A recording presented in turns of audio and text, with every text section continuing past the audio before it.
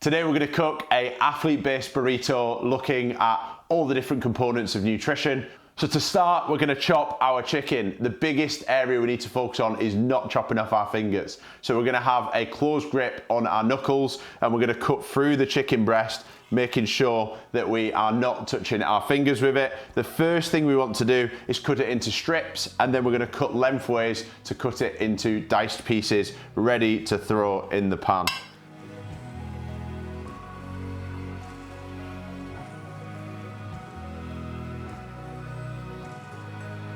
Once we've chopped up and thinly sliced our pepper into small slices, we need to move on to the onion. The easiest way to tackle an onion is to chop it in half first and then peel it.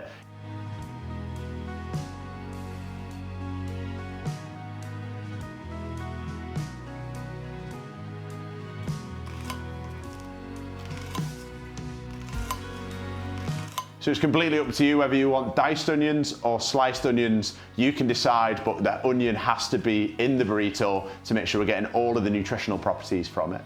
Now on to chopping our avocado to make our guacamole. What we need to do is cut down the middle, take the stone out, and then we're not going to use a knife to actually take the avocado out, but we are going to slice our avocado when it's still within its shell, and then we're going to use a handy spoon just to spoon it out so it's ready to go into our burritos. So now we've chopped, sliced and diced, we're going to take you over to the pan where we're going to cook this delicious meal. So first step is to take our onions and our peppers and chuck them into the pan. We should hear a nice sizzle, meaning that the pan is hot enough to cook. What we want to do is, if we've diced our onions, is just break them up a little bit, making sure that every single bit of onion is making contact with the pan. Another top tip is maybe grabbing a little bit more oil and just throwing that in there down for a bit of a bed for the chicken to go into. We're then going to scoop our chicken in and get that sizzling away in the oil.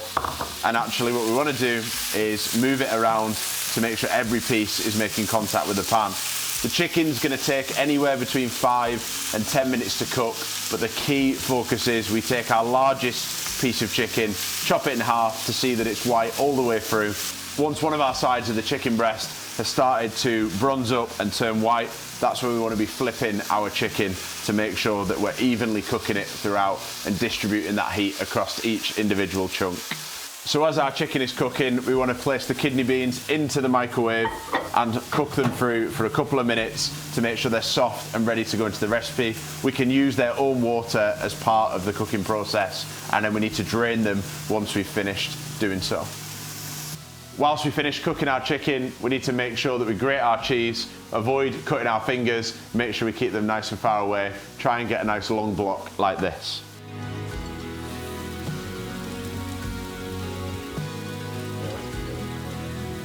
Once we've finished cooking those kidney beans, take them out the microwave and then make sure we add that rice in there. Whilst the rice is cooking, we can look towards straining our kidney beans, ready to go into the recipe. Once we've finished cooking, it's time to wrap up our burrito, an art in itself. We're going to take our wrap and we're going to place it down. Now the importance is that all of our filling stays within the middle.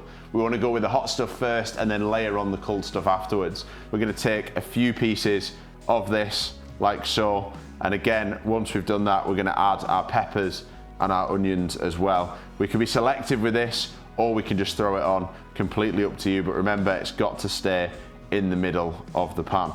Next up, we want to take a spoon and add the kidney beans and the rice again, always layering on that hot food first. Be careful if this has just come out the microwave, but what we're going to do is keep it as close to the middle as we possibly can, as that's going to help us be able to wrap this burrito as easily as possible.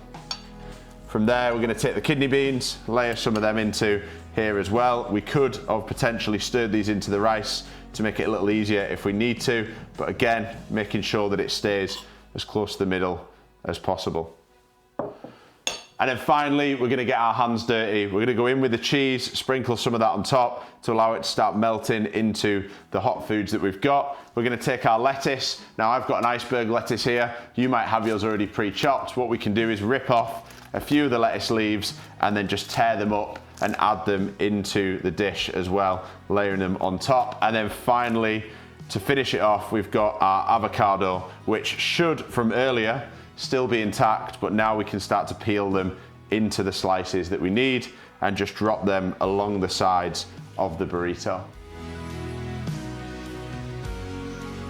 Now time for the moment of truth. Can we wrap this huge burrito? The easiest way to do so is to push all the filling as close into the middle as we can possibly get it. Now most people think we wrap over the top first, but the easiest way to do so is to bring in the sides, roll over the top, and then what we're going to try to do is grab all of those ingredients and tuck them in. So you'll notice how they're trying to escape out there. What I'm doing is bringing them in and tightly packing them together.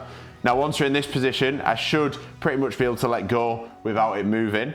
And we're going to tuck in one side and the opposite side and then roll over the top. And then there we have it, the finished product and burrito.